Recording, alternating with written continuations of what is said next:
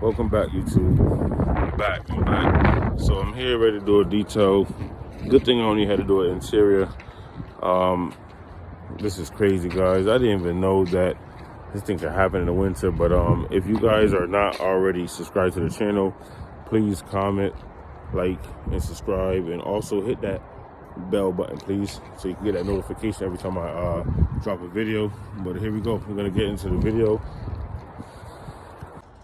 So here we go, guys. I opened up my van. I had some leaking going on. Didn't know what was the problem. Opened up the back of the van. Come to find out, dun dun dun, this broke off. This broke off. So it must have been due to ice. Water's of course leaking out of this thing here.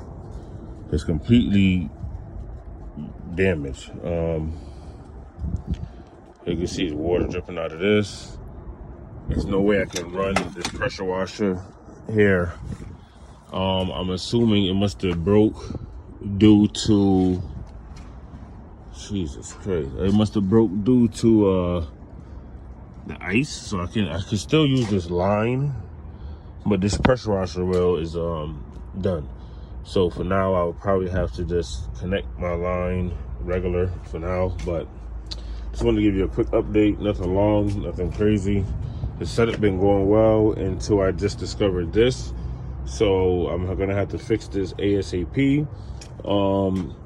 It's pretty cold out here anyway, so I don't have to do any interior details, but I did not want to wake up and or open my truck. Open my truck and see this thing broken like this.